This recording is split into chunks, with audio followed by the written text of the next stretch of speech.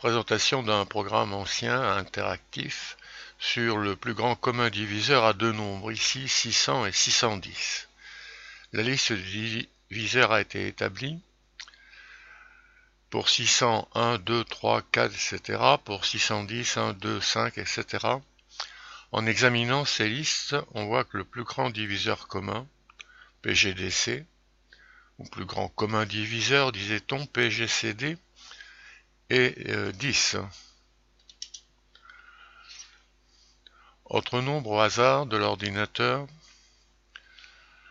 On peut rappeler à l'occasion le vocabulaire. 960 est divisible par 2. 2 divise 960. 960 est un multiple de 2. 2 est un diviseur de 960. Ces phrases ont la même signification.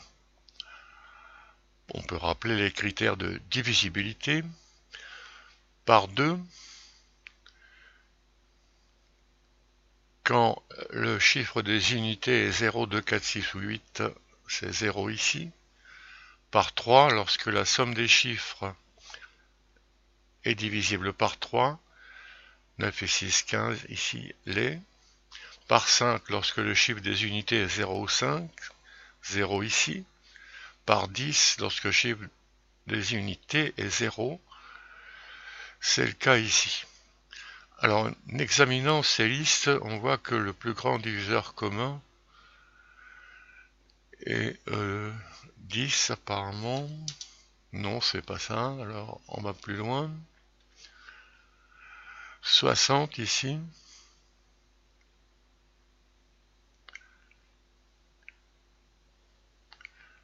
On va essayer 60. C'est ça. Alors, on peut faire autant d'essais qu'on veut, au hasard de l'ordinateur.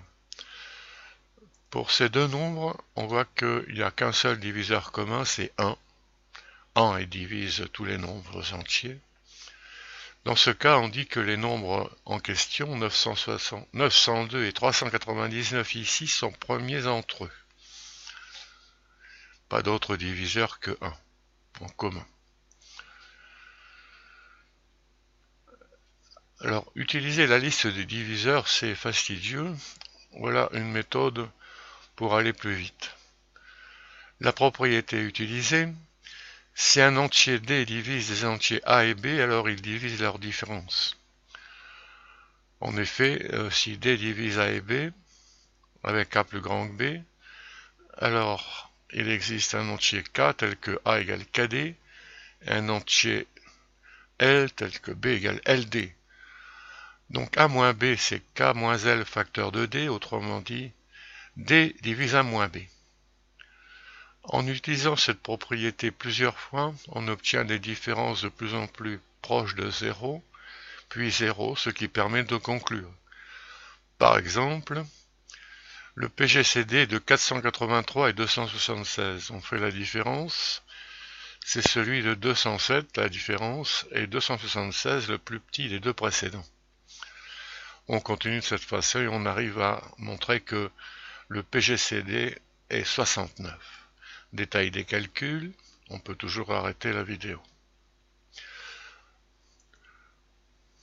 Exemple au hasard de l'ordinateur.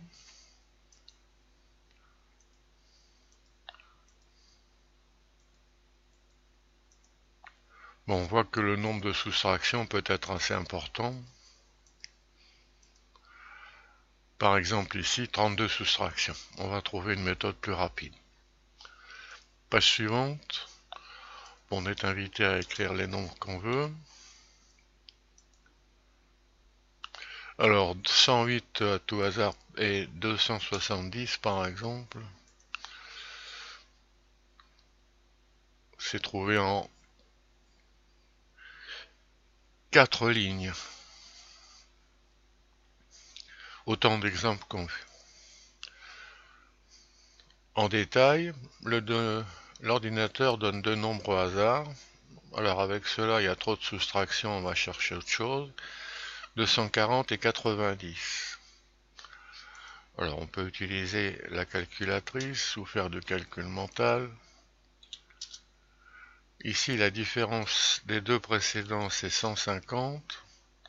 Le plus petit des deux précédents, c'est 90. OK. On refait la différence de tête ici quand même. 60. Et le plus petit des précédents, c'est 90. Différence 30 et 60. Différence 30 et 30. 0 et 30. Donc le PGCD c'est 30. Page suivante, un autre procédé dit par division, c'est l'algorithme d'Euclide qui est à connaître, beaucoup plus intéressant, parce que plus rapide. Alors, la propriété utilisée, si un entier D divise des entiers A et B, alors il divise le reste de la division de A par B. Ce qui est démontré. Alors, en utilisant cette propriété plusieurs fois, on obtient des restes de plus en plus proches de 0 puis 0, ce qui permet de conclure. Par exemple, 483 et 276.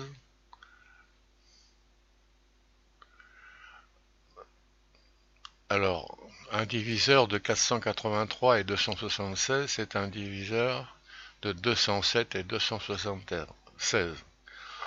On remarquera la notation 483 pour 276, qui est une notation informatique classique pour indiquer le reste de la division de 483 par 276. En 3 lignes, on arrive au résultat, détail, si on veut. Alors, au hasard de l'ordinateur, on voit que le résultat est obtenu beaucoup plus rapidement qu'avec des soustractions successives. On peut se donner n'importe quel nombre, 108 par exemple ici, et 270, peu importe, en 2 lignes. Autant d'exemples qu'on veut. On peut reprendre ce programme en flash en cliquant sur le lien qui est sous la vidéo.